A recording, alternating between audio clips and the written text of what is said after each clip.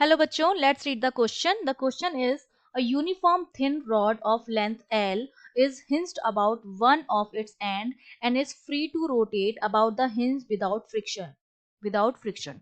Neglect the effect of gravity. A force F is applied at a distance x from the hinge on the rod such that force is perpendicular to the rod. Find the normal reaction at the hinge as a function of x at the initial instant when the angular velocity of rod is zero. Angular velocity जब zero हो उस time हमें normal reaction निकालना है इसके hinge पर। तो देखिए इसके लिए जो फॉर्मूला हम यूज करेंगे, अगर मैं की कॉन्सेप्ट लिखूं इसके लिए, तो हमें निकालना है नॉर्मल रिएक्शन। नॉर्मल रिएक्शन जो इस रॉड पर लगेगा, ठीक है, इस हिंज पर लगेगा नॉर्मल रिएक्शन एन, ठीक है, इस तरह से। और वो एन जो है मेरा वो बैलेंस होगा एफ से, ठीक है, और एफ मेरा होता है एम ए के बराबर। तो अगर मुझे नॉर्मल रिएक्शन निकालना है तो मुझे लीनियर एक्सेलरेशन निकालना पड़ेगा, और लीनियर एक्सेलरेशन निकालने के लिए मुझे एंगुलर एक्सेलरेशन निकालना पड़ेगा।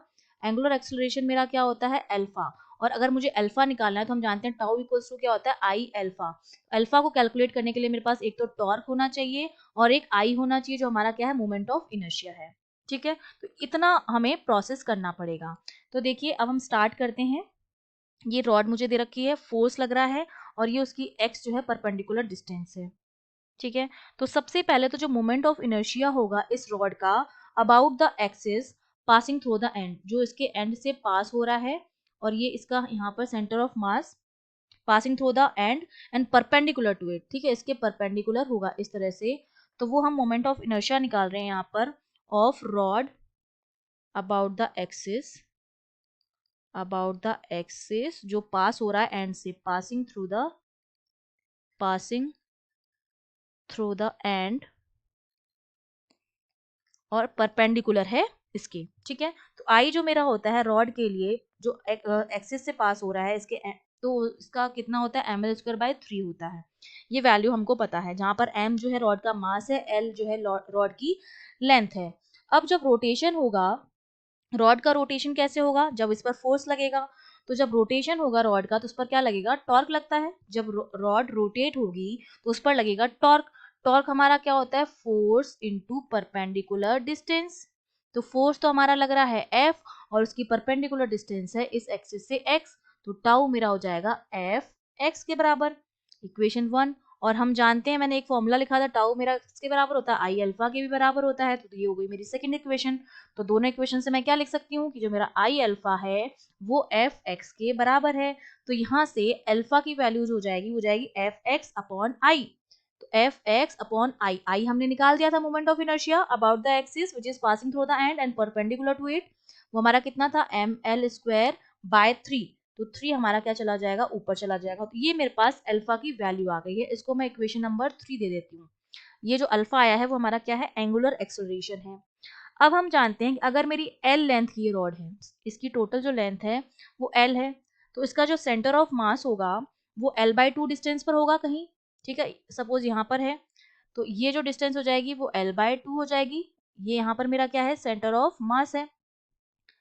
तो इसका मतलब जो आर की वैल्यू हो जाएगी वो मेरे पास क्या हो गई, एल बाय 2 हो गई, ठीक है। तो यहाँ से मैं निकाल सकती हूँ, मुझे रिलेशन पता है कि मेरा जो ए होता है लीनियर एक्सेलरेशन वो आर अल्फा के बराबर होता है, जहां पर आर जो होती है वो एंड से सेंटर ऑफ मास की क्या होती है, डिस्टेंस होती है। तो आर क्या करेगा, एक सर्कुलर पाथ के लिए रेडियस की तरह काम करेगा। तो ए जो हो गया वो आर अल्फा के बराबर हो गया, ठीक है। और आर यहाँ पर मेरी क्या है, रेडियस है, जिसकी वैल्यू यहाँ पर हमने निकाल दी थी, ये एल बाय 2 है, ठीक है। और यही मेरी क्या है, आर है। तो ये इस तरह से जब रोटेट करेगा तो वो रेडियस की तरह काम करेगा। तो यहाँ से ए मेरा कितना हो जाएगा, आर जो है वो एल बाय 2 के बराबर है। अल्फा की वैल्यू हमने कितनी निकाली थी, 3x f upon m l square.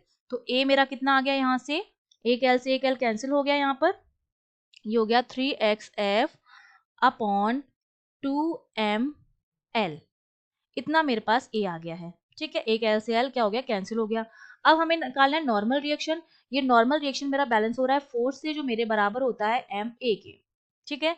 तो एन मेरा कितना आ जाएगा, एन मेरा हो जाएगा एम इंटू ए की वैल्यू हमने निकाल दी थी 3x एफ अपॉन 3ml।